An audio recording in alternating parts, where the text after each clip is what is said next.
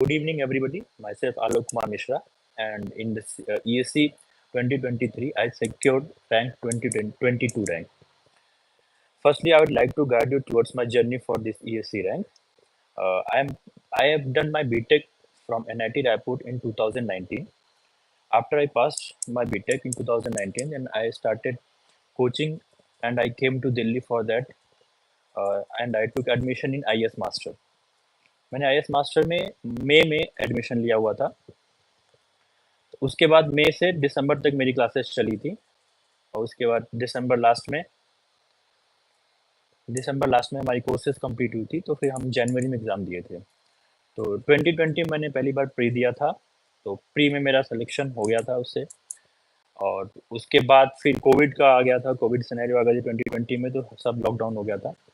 And even during lockdown also मैं जो test series चल रही थी कोचिंग्स की, IS मास्टर की या फिर मेट ईजी की, मैं उन टेस्ट सीरीज को रेगुलरली फॉलो कर रहा था। उनके उनका जो भी सेट पैटर्न था, जो भी उनका टाइम टेबल था, I was going through it. फिर बीच में आपके एग्ज़ाम्स जो थे वो थोड़ा टाइमिंग वाइमिंग चेंज हुआ, तो उसके उसके चक्कर में थोड़ा कोचिंग्स का टाइम टेबल चेंज हुआ, तो उसके चक्कर में हमारा थोड़ा ब्रेक हुआ। लेकिन फिर आपका परफेक्टली एग्ज़ाम जब नवंबर में हुआ, तो मैं पूरी तैयारी से उसको नवंबर में एग्ज़ाम दिया था। But when the result came in December, उस समय मेरा दिसंबर में मेंस नहीं हुआ था।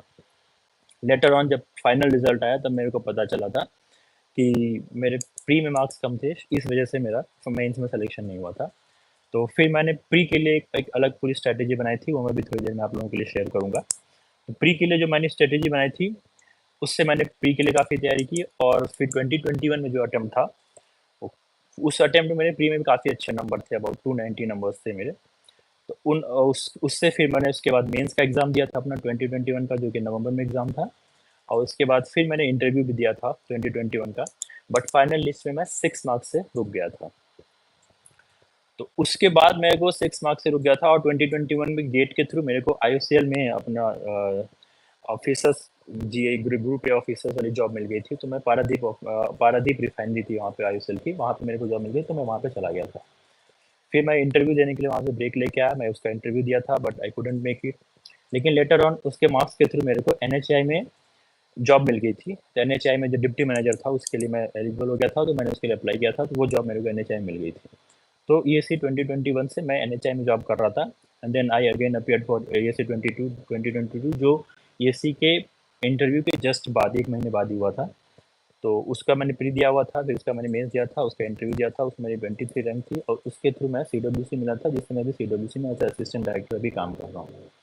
फिर मैंने ESC 2023 दिया था, उसमें मेरी भी 2022 रैंक आई थी, और उससे मेरे को अभी IDSC ब्रांच मिल सकता है।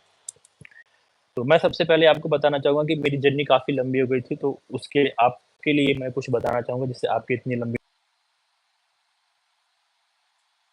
प्री के लिए मैं GS पेपर पे आपको बताऊँगा। GS पेपर में आप देखते होंगे कि हमारे पास बहुत सारे सब्जेक्ट्स हैं, प्रोजेक्ट मैनेजमेंट है, मटेरियल साइंस है, मैथ्स है, एप्टीट्यूड है, एथिक्स है, बहुत सारे सब्जेक्ट्स हैं।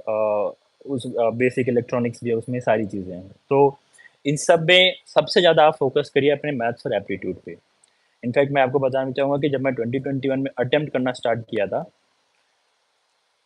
तो मैं स्टार्ट किया पेपर, पहले से क्वेश्चंस अटेम्प्ट करना स्टार्ट किया, लेकिन पहले पहले क्वेश्चंस में शुरू के 10-20 क्वेश्चंस उसमें करंट अफेयर्स के क्वेश्चंस थे। तो वो करंट अफेयर्स क्वेश्चंस मेरे से हो नहीं रहे थे। तो मैं उसको आगे बढ़ के मैं देखा जहाँ से मैथ्स के क्वेश्चन स्टार्ट हो रहे हैं, मैथ्स के क्वेश्चंस मैंने स्टार्ट कर दिया।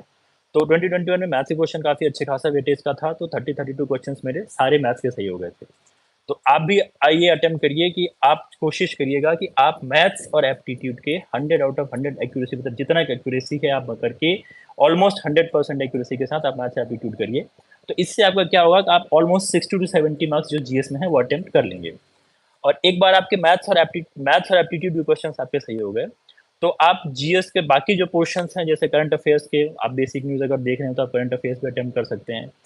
एथिक्स के लिए आपको थोड़ा एथिक्स के जो डेफिनेशंस होते हैं वो बाय हार्ट करने होंगे। वो अगर बाय डेफिनेशन से एग्जैक्ट क्वेश्चंस आ गए, तो आप उनको बाय डेफिनेशन ही उनको मतलब टिक करके आगे बढ़ सकते हो। और अगर कुछ आपको माइंड गेम्स कुछ हुआ, कुछ आपको लगा कि उसमें आपको पर्सनैलिटी जज कर रहा है, तो वो भी आप अच्छे से अटेम्प्ट करके उनको भी एथिक्स क्वेश्चंस भी कर सकते हो। तो मैथ्स, एप्टीट्यूड और एथिक्स, ये 3 क्वेश्चंस आप अगर अगर ये 3 पार्ट आपने बहुत सही से कर लिया, तो आप ऑलमोस्ट अबाउट 60 टू 70 मार्क्स के आसपास आ जाएँगे।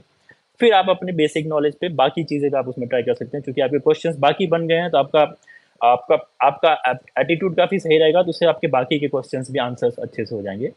मैं ये कहना चाहूँगा कि आप बाकी के सब्जेक्ट्स जैसे प्रोजेक्ट मैनेजमेंट हुआ, क्वालिटी हुआ और ये मटेरियल साइंस हुआ, इनको भी छोड़िए मत। एक बार आप इनको भी गो थ्रू करके जाइए। एक बार आप इनके जो बेसिक डेफिनिशंस हैं, क्वालिटी में जो न्यूमेरिकल्स हैं, मटेरियल साइंस में जो न्यूमेरिकल्स हैं और इन्हें बेसिक इलेक्ट्रॉनिक्स में जो सेमीकंडक्टर की जो चीज़ें हैं, जो रेगुलरली पूछी जाती हैं, अगर आप प्रीवियस ईयर्स को देखेंगे ध्यान से, तो आप ये सारी चीज़ें भी अटेम्प्ट अगर करके जाएँगे, मतलब एक बार आप इनको पढ़ के जाएँगे, एक बार इनको अच्छे से याद करके जो डेफिनिशंस याद करने लायक हैं, वो याद करके जाएँगे, तो इनके भी अटेम्प्ट कर लेंगे, तो आपके आपके जीएस में भी अच्छे मार्क्स आ जाएँगे। मेरे मेरे 21 22 2023 में मतलब तीनों में मेरे जीएस में काफ़ी अच्छे मार्क्स थे, अबाउट 90 अबव ही थे तीनों में। तो मेरी यही स्ट्रैटेजी थी कि मैं मैथ्स और एफटी पे पहले फोकस करता था, मैं ऑलमोस्ट 1 आवर मैथ्स और एफटी पे दे देता था। उसके बाद फिर मैं बबल फिलिंग और बाकी जो क्वेश्चंस मेरे को लगते थे हाँ ये मैं कर सकता हूँ, उनको मैं करता था। फिर आते हैं सिविल पोर्शन पे। सिविल पोर्शन पे आपके लिए जो प्रीवियस ईयर है बहुत इंपॉर्टेंट है। प्रीवियस ईयर आप ऐसा अटेम्प्ट करिए कि आपको चीज़ें एकदम क्वेश्चंस याद हो जानी चाहिए कि हाँ ये क्वेश्चन पूछा गया है। बल्कि आप ऐसा करिए कि एक बार अगर आप सिलेबस से आप गो थ्रू हो गए, तो आप पहले प्रीवियस ईयर जाके अटेम्प्ट करिए। आप प्रीवियस ईयर अटेम्प्ट करेंगे तो आपको पता चलेगा कि किस चैप्टर में किस चीज़ पे आपको फोकस करना है, किन क्वेश्चंस को बार-बार पूछा जा रहा है, किन क्वेश्चंस की थ्योरी आपसे पूछी जा रही है, किन क्वेश्चंस पे ईज़ी न्यूमेरिकल हो रहे हैं, किन क्वेश्चंस पे टफ न्यूमेरिकल हो रहे हैं। तो आप अगर ये सारी चीज़ें आप अगर प्रीवियस ईयर से आपको एक आइडिया मिल जाएगा कि आपको किन-किन पोर्शंस पे फोकस करना है। अगर आप वो सारी चीज़ें देख लेंगे और फिर आप अपने नोट्स पे आएँगे, तो आपको एक अब आप जब पढ़ने लगेंगे नोट्स, तो आपको एक ईज़ी ग्रास्प होगा कि हाँ, ये क्वेश्चन इम्पोर्टेंट है, ये पार्ट इम्पोर्टेंट है, ये पूछा जा चुका है कई बार, तो ये मेरे को आना चाहिए। इसमें मैं कहीं गलती नहीं करूँगा। इसमें फिर आपकी कोचिंग इंस्टीट्यूट्स का भी बहुत ज़्यादा रोल हो जाता है कि जो उनके जो टेस्ट सीरीज़ होती हैं, उनमें भी आप वो चीज़ें देख सकते हो कि वो भी ज़्यादातर आपके टेस्ट सीरीज़ मतलब प्रीवियस ईयर पे फोकस करके ही बनाते हैं। ऑल्दो वो कुछ चीज़ें आपके लिए एक्स्ट्रा रख देते हैं। तो जब आप कोचिंग की भी टेस्ट सीरीज़ अटेम्प्ट कर रहे हो, तो उसमें भी आप ध्यान देना कि जो प्रीवियस ईयर पूछे गए हैं या फिर जो कॉमन चीज़ें हैं, वो आपसे एकदम गलत ना हो और जो कुछ एक्स्ट्रा वो उस क्वेश्चन में डाल दिए हैं, जो आपको लगता है कि हाँ, ये आपको सीखना चाहिए, आप उस पे अगर आपने प्रीवियस ईयर का पूरा करा, तो आप उस पे हल्का-सा फोकस दे सकते हैं कि हाँ, ठीक है, ये एक नई चीज़ है, ये मेरे को आना चाहिए। आप उसको कहीं नोट डाउन कर लीजिए। मेरा कहने का मतलब है कि आप जो कोचिंग्स के टेस्ट सीरीज़ है, उनको एकदम वेस्ट ना जाने दीजिए कि हाँ, आपसे नहीं हुआ, आपने पेपर दिया, बस उसके बाद उसको फेंक दिया। नहीं, आप पेपर देने के बाद उसको एनालाइज़ कीजिए कि आपने इस क्वेश्चन को यहाँ गलत कर दिया था। आपने जो फ़ॉर्मूला ल देखा, आपको याद था, वो प्लस था कि माइनस था। मेरे साथ ऐसे बहुत गलतियाँ होती थी कि मैं कोई फ़ॉर्मूला याद कर रहा हूँ, वो प्लस था, माइनस था, डिवीज़न में क्या था, मल्टीप्लिकेशन में क्या था, होल मल्टीप्लाई में क्या था, ये सारे अब पावर कितने था, जैसे आप सिविल में बहुत सारे क्वेश्चन देखते होंगे आप कि पावर की वैल्यू होती है 1.64 और जैसे आरसीसी में बहुत सारी वैल्यू होती है। तो वो सारे पावर्स जो आपको कन्फ्यूज़िंग करते हैं, वो सारे आपके प्रीवियस ईयर और आपके टेस्ट सीरीज़ लगाने से वो सारी चीज़ें आपको अच्छे से आ जाती हैं। तो जब आप प्रीवियस ईयर अच्छे से देख लेंगे और कोचिंग्स के अटेम्प्ट्स कोचिंग्स के टेस्ट पेपर्स को अच्छे से आप अटेम्प्ट कर लेंगे, तो आपके अंदर एक कॉन्फिडेंस आएगा। मैं जब पहली बार अटेम्प्ट दिया था 2020 में, तो I was not so much inclined towards मतलब कोचिंग के टेस्ट पेपर्स, मुझे लगता था कि बहुत टफ है करके इतना टफ नहीं पूछा जाता। लेकिन लेटर ऑन जब मैं 2021 में अटेम्प्ट जब देने गया, तो मैं काफ़ी सीरियसली जो कोचिंग्स के थे उनके अटेम्प्ट कर रहा था। तो मैं आपको भी ये चीज़ बताऊँगा कि आप अगर कोचिंग के टेस्ट पेपर दे रहे हैं, तो आप उसी ईयर का टेस्ट पेपर पे फोकस ना कीजिए। आप उससे 2 साल पहले के भी पेपर्स पे फोकस कर लीजिए। तो आप जैसे अभी 2024 का अगर आप टेस्ट सीरीज़ दे रहे हैं, प्री के लिए मैं बता रहा हूँ अभी, तो आप एक काम करिए कि आप उसमें 2022 एंड 2023 में भी एक बार पीछे एक बार उनको भी देख लीजिए, एक बार उनको भी आप ना हो तो आप अगर आप टेस्ट नहीं दे पाए तो ऐसे उनको टाइम पास के लिए उनको सॉल्व करके आंसर चेक कीजिएगा आप सही थे कि नहीं सही थे। तो इस चीज़ों से भी आपकी एक्यूरेसी अच्छे से आएगी, आपके बैक ऑफ द माइंड में वो भी चीज़ें आ जाएँगी जो आप नॉर्मली नहीं याद कर सकते, जो आपको लगता है कि बहुत टफ है।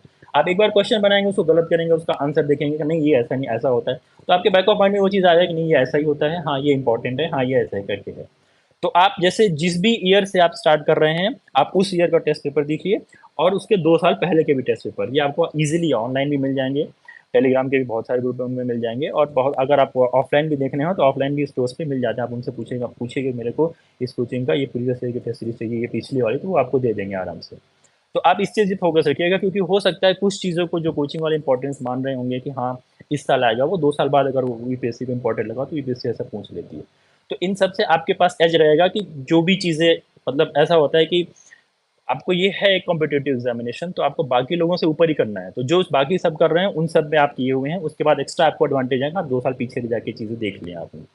तो इससे आपका जो जीएस प्रीलिम्स का जीएस और सिविल का जो है, इसका स्कोर काफ़ी अच्छा हो जाता है। एक बार आपने अच्छा खासा एज अगर ले लिया है कट ऑफ से, मतलब मोर देन 50 या मोर देन 40 पर ला लिया आपने, तो आपके अंदर भी एक कॉन्फिडेंस आता है कि हाँ, कट ऑफ इतना, मतलब आपको एक कट ऑफ का तो आइडिया लग ही जाता है, तो आपको लगता है कि हाँ, कट ऑफ से मैं ऊपर हूँ, तो हाँ, मेरे चांसेस हैं करके। फिर आप आते हैं मेंस की तैयारी के लिए। तो मेंस की तैयारी के लिए आप ये ध्यान रखिएगा कि आप जो कोचिंग्स के जो टेस्ट शेड्यूल होते हैं, उसको स्ट्रिक्टली फॉलो कीजिए। अगर आप एकदम ही जैसे आपको जॉब नहीं कर रहे हैं, सिर्फ तैयारी ही कर रहे हैं, तो मैं बोलूँगा कि आप दोनों अपने बड़े इंस्टीट्यूट हैं, उन दोनों की कोचिंग के जो टेस्ट सीरीज़ है वो फॉलो कर लीजिए। हो सकता है एक ऑनलाइन दे दीजिए, एक ऑफलाइन कर दीजिए। लेकिन ऑफलाइन आपका एक ज़रूर रहना चाहिए, क्योंकि ऑफलाइन से आपको एक पता चलता है कि आप कहाँ पे स्टैंड कर रहे हो, आपको उस समय कितनी चीज़ें सोच पा रहे हो, और वो भी चीज़ें को आप कितनी चीज़ें सोच पा रहे हो, और आप उन चीज़ों को कैसे अप्लाई कर पा रहे हो। आप ऑफलाइन देते हो तो आपको पता चलता है कि आप कहीं-कहीं कुछ-कुछ ऐसी गलतियाँ करते हो जो आप सोच भी नहीं सकते कि ये गलती भी मैं कर सकता हूँ। कई बार आपको एडिशन में गलती हो जाती है, कई बार सब्ट्रैक्शन में गलती हो जाती है, कई बार कैल्सी में आपको गलती हो जाती है। आप ऑफलाइन दोगे तो आपकी कैल्सी कैसे खो जाएगी, आपको कैल्सी कहाँ पे रखना है, ये सारी चीज़ों का प्रैक्टिस हो जाएगा कि हाँ, लेफ्ट हैंड में रखना है, राइट हैंड में रखना है, कितनी जल्दी करना है। और प्लस ये भी पता रहेगा आपको कि हाँ, बाकी जैसे आंसर्स कैल्सी से कैसे निकालते हैं, उन सब चीज़ों पे अब आपका फोकस रहेगा। हाँ, इसको ऐसे निकालते हैं, इतने जल्दी कर लेते हैं। हाँ, ये वाला अटेम्प्ट मैं अगर ये ऐसे तरीके से करूँगा तो मेरा और जल्दी आंसर आ जाएगा।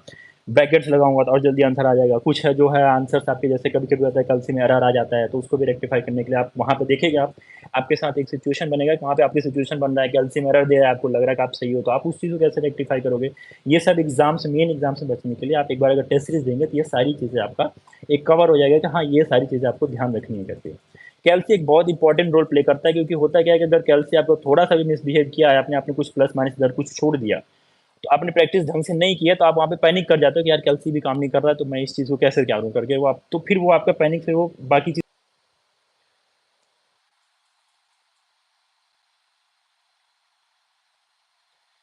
बाकी और भी चीज़ें हैं, जैसे आपको पता चलेगा कि हाँ, होता मेंस पेपर में ऐसा क्वेश्चन। हेलो। हाँ, तो इसमें जब आप अपने खुद पेपर दोगे जब आप, तो आपकी स्ट्रेटेजी आपके लिए क्या बेस्ट है वो आपको पता चलेगा। जैसे मेरे केस में मैंने पहली बार जब स्टार्ट किया था, तो मैं पहले स्टार्ट, जैसे किसी कंपल्सरी क्वेश्चन उन्होंने काफ़ी टफ क्वेश्चन दे दिया और आपने उसको शुरू में ही अटेम्प्ट करने लगे, तो आपका एक वो बन जाता है माइंडसेट कि हाँ, आप ये नहीं देख पाते हो कि हाँ, वेदर क्वेश्चन इज़ अनअटेम्प्टेबल, आपको नहीं अटेम्प्ट करना चाहिए। आपको ये लगता है कि हाँ, चीज़ें,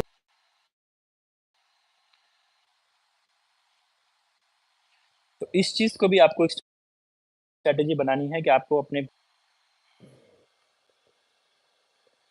कैन समबडी कमेंट्स कि अभी आपकी स्क्रीन आ रही है कि नहीं आ रही है, या फिर आप उस ग्लिच को भी हुआ खत्म हुआ कि नहीं हुआ है करके।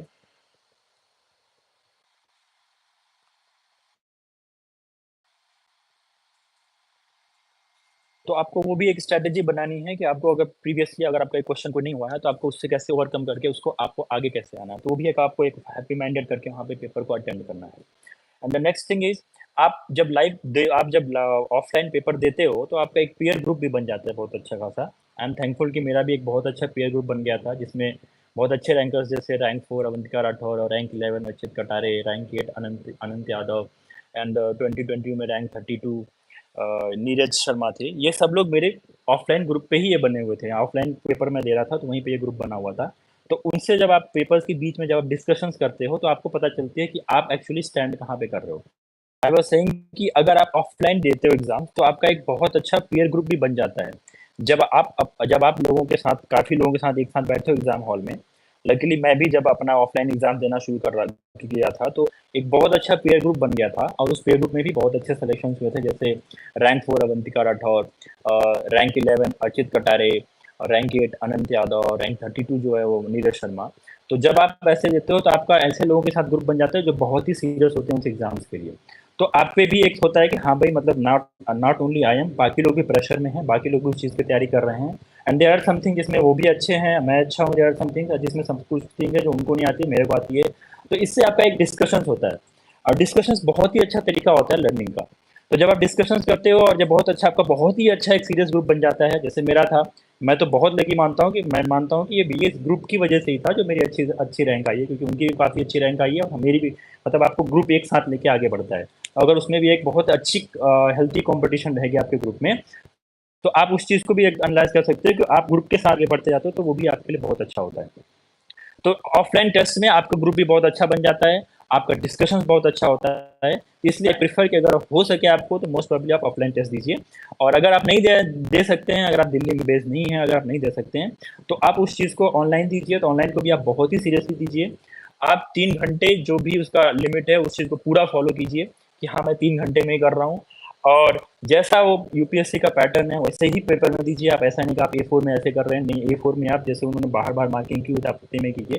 क्योंकि होता क्या है कि जब आप थ्योरी में अटेम्प्ट करने लगते हो, तो थ्योरी में आपको क्या लगता है कि अगर आप पूरा ए4 शीट में लिखा हो तो आपको लगता है कि आपने बहुत कम लिखा हुआ है। तो जब आप थ्योरी में अटेम्प्ट करते हो तो आपको लगता है आपने बहुत कम लिखा हो, लेकिन आप एक्जैक्टली यूपीएससी का जो पैटर्न देखेंगे तो उसमें क्या होता है, पेज को डिवाइड, पेज उन्होंने साइड साइड से किया रहता है, तो आपके लिए काफ़ी कम स्पेस रहता है, तो आपका आंसर लेंदी दिखता है। तो उस चीज़ की भी आपको प्रैक्टिस करनी चाहिए। अगर आप ऑफलाइन में नहीं दे रहे हो, अगर आप ऑनलाइन में दे रहे हो, तो उन सब चीज़ों का आपको ध्यान देना चाहिए कि आप वैसे ही पेपर यूज़ करिए जैसे यूपीएससी में आता है, और उतना ही टाइम को फॉलो कीजिए। और एकदम मतलब आप उस चीज़ को जैसे आप अब ये भी कोशिश कीजिए कि जैसे आपका पेपर 9 टू 12 और 2 टू 5 होगा, तो आप उस चीज़ को भी फॉलो कीजिए कि हाँ, आप 9 टू 12 बैठ के और फिर 2 टू 5 दे के ही कर रहे हैं। हो सकता है शुरुआत में आप इस चीज़ को फॉलो ना कर पाएँ, शुरुआत में आप पर डे एक ही टेस्ट दें, लेकिन एट लास्ट आपको ये ज़रूर कोशिश करना है कि एटलीस्ट एक दिन आप 9 टू 12 और 2 टू 5 बैठ के ही पेपर दें आप पूरा का पूरा। तो उससे ही आपको लगेगा कि हाँ, अगर आप 6 घंटे बैठ पाओगे कि नहीं बैठ पाओगे, आपको क्या करने की ज़रूरत है, आपको बॉटल ले जाना चाहिए कि नहीं ले जाना चाहिए। ये सारी चीज़ें वहाँ पे अफ़ेक्ट करती हैं, आपके मेंटल पे अफ़ेक्ट करती हैं। तो ये हुई आपके पूरे मेंस की बात। और मेंस के लिए भी मैं आपको बताना चाहूँगा कि मेंस के लिए प्रीवियस ईयर आपका ऐसा कीजिए कि आप प्रीवियस ईयर को पूरा अटेम्प्ट कीजिए मेंस को भी। मेंस में आप ये देखिए कि आप मेंस के लिए जितना भी क्वेश्चंस पहले आए हैं, आरसीसी के जो भी क्वेश्चंस आ रहे हैं, आप उनको बहुत ही कंफर्टेबली उस चीज़ को कर लीजिए। आप देखेंगे कि आरसीसी के जो भी डिज़ाइन के क्वेश्चंस हैं, प्री स्ट्रेस पे ज़्यादा फोकस किया जाता है। तो आप प्री स्ट्रेस डिज़ाइन के आरसीसी के क्वेश्चंस, कॉलम्स के डिज़ाइन, बीम के डिज़ाइन, इन सब पे आपको बहुत अच्छे से आपको कंफर्टेबल होने चाहिए।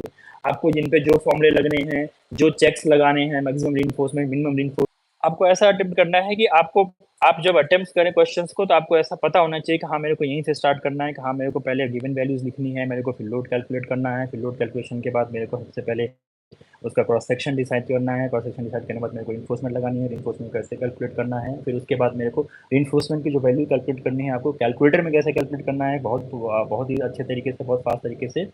तो वो चीज़ भी आपको वो चीज़ देखना है कि आपको कैलकुलेट करते रहना है करके उसमें।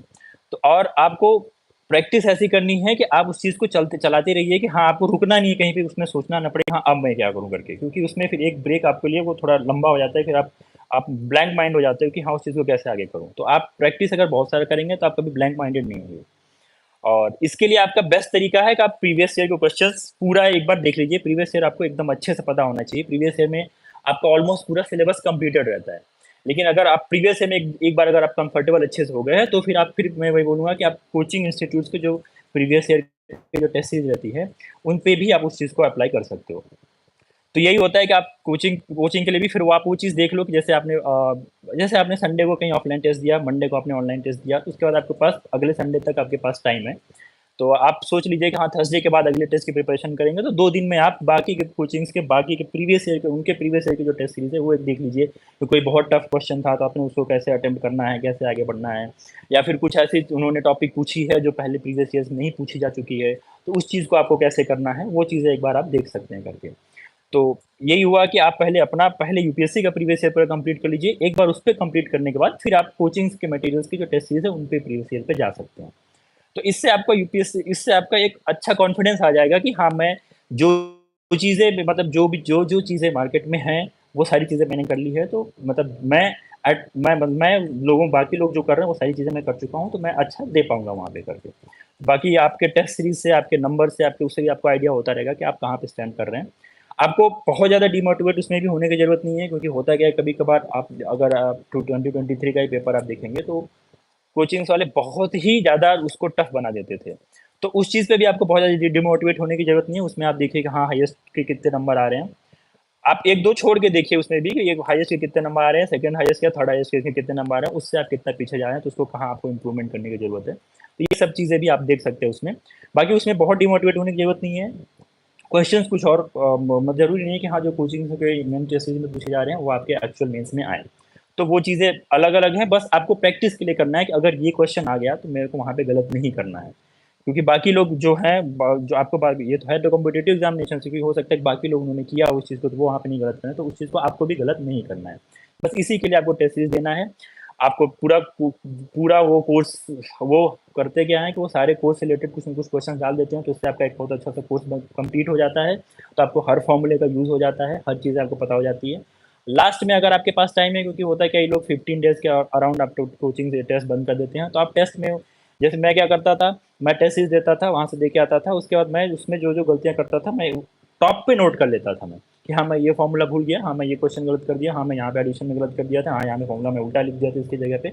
और लास्ट के 15 डेज़ में मैं उसको रिवाइज़ करता था कि हाँ, नहीं, मेरे को ये नहीं करना था, मेरे को ये नहीं करना था, ये नहीं करना था। तो उससे आपका एक बहुत अच्छा बन जाता है कि आपको, कि आप क्या-क्या गलतियाँ कर रहे थे, उसका एक कंपाइलेशन बन जाता है, तो आपको वहाँ पे वो चीज़ रिपीट नहीं करनी है। तो मेंस के बाद मैं अभी फिर आगे फ़ोकस करता हूँ इंटरव्यू पे। तो इंटरव्यू से जब आपका मेंस क्वालीफाई हो जाता है, तो फिर आप उसमें डैप भरते हो। तो डैप भरने के लिए फिर आपको, जब मेंस क्वालीफाई हो जाते हैं, तो आप कोशिश करिए कि कुछ अच्छे ग्रुप्स हैं टेलीग्राम में, जैसे ईएससी सिविल इंजीनियरिंग करके एक ग्रुप है, मेंस करके एक ग्रुप है, उसको भी आप देख सकते हैं। तो उसमें बहुत अच्छे डिस्कशंस होते रहते थे कि हाँ, आप डैप कैसे भरा जाए, किसको फॉलो किया जाए, क्या किया जाए। बाकी बी सिंह सर आप एक सेशन लेते हैं, तो उसमें भी आप देख सकते हैं कि आपको क्या डैप में क्या भरना है, क्या कैसे भरना है। हम लोग बहुत ज़्यादा डर जाते हैं कि हॉबी हॉबी हॉबी के लिए हम क्या करें करके। तो उसमें आप जिस चीज़ में कंफर्टेबल हो, वो हॉबी आप उसको फॉलो कर सकते हैं। आप अगर वहाँ पे कुछ क्वेश्चन रेज़ किया गया और आप उससे आंसर दे दिए, तो वो हॉबी आपकी परफेक्ट है, उसमें कोई गलती नहीं है। हॉबी कोई अच्छी, कोई बुरी नहीं होती है। मेरे तो बहुत लोग बोलते थे कि हाँ, आपने क्रिकेट को हॉबी क्यों रखा? लेकिन मैंने क्रिकेट को हॉबी रखी, क्रिकेट को ही हॉबी रखा हुआ था। उस क्रिकेट पे मेरे ज़्यादातर हॉबीज़ पे मेरे क्वेश्चंस गए ही नहीं, मेरे ज़्यादातर क्वेश्चंस नॉर्मल ही गए थे कि हाँ, आपने मतलब कब से तैयारी की, क्या किया था करके, हाँ, कभी कहाँ जॉब कर रहे हो? और फिर जब एक बार जॉब प्रोफाइल आएगी, तो मेरे सारे क्वेश्चन जॉब ओरिएंटेड हो गए थे। तो इंटरव्यू मैंने 3 बार दिया था। मैंने 2020 में इंटरव्यू दिया था, उसमें मेरे 120 के आस 2021 में इंटरव्यू दिया था, उसमें मेरे 120 के आस-पास मार्क्स थे। फिर मैंने 2022 में दिया था, उसमें मैं 144 मार्क्स थे मेरे, सुजाता मेहता मैम ने सेशन वो इंटरव्यू लिया हुआ था। फिर 2023 में दिया था, उसमें बीबी सोरेन सर ने लिया था, उसमें मेरे को 128 मार्क्स मिले थे। तो आई थिंक इंटरव्यू मेरा अबव एवरेज मेरे को मार्क्स मिले हैं। तो इंटरव्यू में मेरा यही रहता था कि पहली बार जब मैंने इंटरव्यू दिया था, तो वो फर्स्ट चांस था, तो मैं काफ़ी डरा हुआ था। तो उसमें ऐसा होता है कि जैसे आप एक फ्लो के साथ चलिए, जैसे-जैसे आपके पास क्वेश्चन्स आते जा रहे हैं, आप उसके आंसर्स करते रहिए। जैसे मैंने अपने हॉबी में एक लिख दिया था कि मैं टेक्निकली टेक्नोलॉजी के प्रति काफ़ी इंक्लाइंड रहता हूँ। तो उसमें मैंने एक कुछ कि सिविल इंजीनियरिंग में टेक्नोलॉजी को, जो नई-नई टेक्नोलॉजी है यहाँ पे जो आने वाली, उन सब के प्रति काफ़ी इंक्लाइंड रहता हूँ। तो उसमें सत्यवती मैम ने मेरे से पूछा था कि आप अभी तो इतनी सारी चीज़ें हैं, 3D प्रिंटिंग है, ये सब है, तो आप एक्स्ट्रा क्या कर सकते हैं? तो वहाँ पे मैं रुक गया था, वहाँ पे मैं उनको वो चीज़ का जवाब नहीं दे पाया था। तो आप ये प्रैक्टिस करिए कि आपसे कंटिन्यूएशन में अगर क्वेश्चन्स आते जा रहे हैं, तो आपको उनको कैसे आगे बढ़ते जाना है, और जहाँ पे नहीं आपको पता है, वहाँ पे आपको सीधा नो कर देना है, सॉरी मैम, अभी मैं अभी सोच नहीं पा रहा हूँ, या I am not able to recall it, या I don't know answer about this. ये सारे आपको एक्सेप्ट करते हुए आगे बढ़ते जाना है। आपको कहीं स्ट्रक नहीं करना है, आपको कहीं झूठ नहीं बोलना है वहाँ पे। एक फॉर्मल कन्वर्सेशन की तरह आपको वहाँ पे कन्वर्सेट करना है। वो भी आपको कोशिश करते हैं कि आप बहुत ज़्यादा ना डरें किसी से, और आप एक फॉर्मल टाइप से ही रहें, और आप इसके लिए भी आप बहुत सारे अच्छे मॉक इंटरव्यूज़ दे सकते हैं। और वहाँ पे एक्सपेक्ट करते हैं, बाकी को वो ये भी बता जाते हैं कि वो 80% आपका टेक्निकल नॉलेज पे ही रहता है, और 20% आपकी बाकी चीज़ों पे रहती है। तो अगर आप टेक्निकल नॉलेज बहुत अच्छा कर रहे हो, तो बहुत अच्छा है आपका हो, तो आपका इंटरव्यू बहुत सही जाएगा और आपको अच्छे नंबर्स भी मिलेंगे करके ऐसा। आप कुछ अनटिल अनलेस आप कोई बहुत बड़ा ब्लंडर ना कर दें वहाँ पे। टेक्निकल नॉलेज के लिए मैं ये कहूँगा कि कुछ कोचिंग्स की सीरीज़ की जो इंटरव्यू गाइडेंस प्रोग्राम होती हैं, उनकी जो बुकलेट्स होती हैं, वो काफ़ी सही होती हैं। उनके पास भी पूरा प्रीवियस ईयर कंपाइलेशन रहता है कि प्रीवियसली क्या क्वेश्चन पूछे गए थे, उनके आंसर्स भी रहते हैं। तो आप उनको उनको देख सकते हैं। कुछ-कुछ टॉपर्स अपने ट्रांसक्रिप्ट डालते हैं, आप उन ट्रांसक्रिप्ट को देख सकते हैं। आपको आंसर्स अगर मिल गए तो बहुत सही, अगर नहीं मिले तो आप खुद से उन आंसर्स को देखिए। और जैसे-जैसे इंटरव्यू प्रोसेस चलता रहता है, उसके बीच में भी ग्रुप्स में, टेलीग्राम के ग्रुप्स में लोगों के ट्रांसक्रिप्ट्स आते रहते हैं, तो आप उन ट्रांसक्रिप्ट को देखते रहिए, तो आपको पता चलता रहेगा कि हाँ, किस टाइप के क्वेश्चन्स आ रहे हैं। आप उनको खुद ट्राई करने की कोशिश कीजिए, हाँ, आप उनको खुद कैसे आंसर्स करेंगे, इस तरीके से। बाकी आपको एक पॉजिटिव माइंडसेट रहना है, आपको थोड़ा नेशनलिज़्म दिखानी है वहाँ पे, पॉजिटिव माइंडसेट रहेंगे, हर चीज़ का आप सॉल्यूशन ढूँढने की कोशिश करेंगे। एंड कुछ चीज़ों का आपको ये भी देखना है कि वो आपको चाह रहे हैं कि हाँ, आप उस चीज़ में फँसे, आपको उस चीज़ को अवॉइड भी करना है। एक लेवल तक आपको चीज़ें को लेके जानी है, फिर उसके बाद अवॉइड कर देना कि नहीं सर, इसके आगे मेरे को नहीं पता। तो आपके अंदर ये भी एक कॉन्फिडेंस रहना चाहिए कि हाँ, आप उस चीज़ को कहाँ मना करना है करके, वो भी एक ये भी ऑफिसर क्वालिटी होती है, तो ये भी एक चीज़ चेक करते हैं। तो ये हुई इंटरव्यू की बात। बाकी मैं कुछ क्वेश्चंस दे देता हूँ। कुछ मेरे से पूछ रहे थे कि प्रीवियस ईयर कितना इंपॉर्टेंस है, तो मैं आपको पहले ही बताया था, जैसे कि आप अगर एक बार आपने कोर्स कंप्लीट कर लिया है, तो आप सबसे पहले चीज़ प्रीवियस ईयर पे जाइए। आप प्रीवियस ईयर एक बार अटेम्प्ट कर लेंगे, तो आपको पता चल जाएगा कि कौन-कौन से टॉपिक्स आपके अच्छे हैं और कौन-कौन से टॉपिक्स आपको इम्पोर्टेंट फोकस करना है, किस फॉर्मूले पे बहुत ज़्यादा क्वेश्चंस आ रहे हैं। तो प्रीवियस ईयर आपके लिए जस्ट लाइक मतलब आपको वो फॉलो करना ही करना है। आप प्रीवियस ईयर के बाद आप दूसरा स्टडी करिए या फिर तीसरा स्टडी कीजिए उसमें करके। तो प्रीवियस ईयर आपके लिए बहुत ज़रूरी है करके ऐसा। और previous year not only in previous year आपकी प्री के लिए, मेंस के लिए और इंटरव्यू के लिए भी बहुत अच्छा गाइडिंग प्रिंसिपल होता है। वो आपको दिखाता है कि हाँ, आपको किधर जाना है करके। क्योंकि होता क्या है कि हमारे लिए सारी चीज़ें नहीं होती, तो हमको सब चीज़ों पे इम्पोर्टेंस हम देने लगते हैं, तो हम भटक जाते हैं। तो प्रीवियस ईयर आपको गाइड करता है कि हाँ, आपको किस डायरेक्शन में जाना है, कहाँ चीज़ें इंपॉर्टेंट हो रही है, किन-किन चीज़ों पे आपको फोकस करना है। तो उस चीज़ पे आपको देखना है कि प्रीवियस ईयर आपके लिए बहुत इंपॉर्टेंट है। और सेकंड बेस्ट थिंग जो मैं बताना चाहूँगा कि आपके लिए जो सबसे अच्छी चीज़ रहेगी सेकंड थिंग कि आप एक बहुत अच्छा ग्रुप बना लीजिए। एक देखिए कि लोग अगर आपके मतलब सेम माइंडेड पर्सन्स हैं, अगर बहुत अच्छा ये सब लोग सीरियस हैं, तो एक सीरियस लोगों का एक ग्रुप बना लीजिए, उनके साथ डिस्कशंस कीजिए, हेल्दी एक कॉम्पिटिशन रखिए, तो उसमें आपको ये रहेगा कि आप ग्रुप के साथ आगे बढ़ते जाएँगे। ग्रुप बहुत ज़रूरी है एग्ज़ामिनेशंस के लिए क्योंकि ग्रुप से ही फिर आपको आइडिया लगता है कि आप कहाँ पे स्टैंड कर रहे हो कि आप इस ग्रुप में अच्छा डिस्कशंस कर रहे हो। और ये भी एक चीज़ होती है कि ग्रुप की स्टडीज़ में ये भी आपका होता है कि किसी ने कुछ पढ़ा, किसी को सॉम अच्छे से आती है, किसी को आरसीसी अच्छे से आती है, कोई हाइड्रोलॉजी में बहुत अच्छा है। तो आपस में एक्सचेंज करने से कुछ जो इम्पोर्टेंट इन्फॉर्मेशन है वो सबके पास पहुँच जाती है। तो वो आपके लिए बहुत अच्छा रहता है। और दूसरी एक चीज़ एक हेल्दी हेल्दी कॉम्पिटिशन रहेगा तो आपको ये भी पता रहेगा कि हाँ, आप कहाँ स्टैंड कर रहे हो, आपके फ्रेंड्स कहाँ स्टैंड कर रहे हैं, आपको किस चीज़ पे फ़ोकस करना है, आपके फ्रेंड्स भी उस चीज़ में हेल्प करेंगे। तो एक अच्छा अच्छा एक पीयर ग्रुप बनाइए और प्रीवियस ईयर्स पे काफ़ी काफ़ी फ़ोकस कीजिए। बाकी मेहनत करते रहिए, मेरी भी जर्नी काफ़ी लंबी थी, होपफुली आपकी इतनी लंबी ना हो करके, तो आप बस मेहनत करते रहिए। और कुछ लोग ये भी पूछ रहे थे कि व्हाई ओनली ईएससी एग्ज़ामिनेशन, तो आप देखिए कि ये ईएससी एग्ज़ामिनेशन एक ग्रुप ए सर्विस के लिए एग्ज़ामिनेशन है। ऑल इंडिया इनकी सर्विसेज होती है, जो बेस्ट इंजीनियरिंग सर्विसेज हैं, सीपीडब्ल्यूडी, सीडब्ल्यूसी, आईडीसी, ये इन्हीं के थ्रू मिलती हैं। तो आपके 3 स्टेज के भी एग्ज़ाम होते हैं, 3 स्टेज का एग्ज़ाम होता है और इसमें भी अगर आप बहुत अच्छा करते हैं, तो फिर इसमें आगे के भी आपके काफ़ी स्कोप्स रहते हैं, बहुत अच्छा प्रमोशन स्कोप्स रहते हैं। सैलरी भी अच्छी रहती है आपकी इसमें, बाकी के कंपैरिज़न में। और बाकी आप एग्ज़ाम देखेंगे, तो बाकी एग्ज़ाम्स भी सही हैं, स्टेट के भी आप एईज़ दे सकते स्टेट सर्विसेज़ भी आप दे सकते हो। एसएससी के भी एग्ज़ाम्स वो सब भी हैं एग्ज़ाम्स आपके। ठीक है, एनी फर्दर क्वेश्चंस और कोई कुछ पूछना चाहता है? Okay, then will wrap up here. बाकी अगर कोई क्वेश्चंस होगा तो आप कमेंट्स में कर दीजिएगा, I will try to answer them. Thank you very much. Thank you.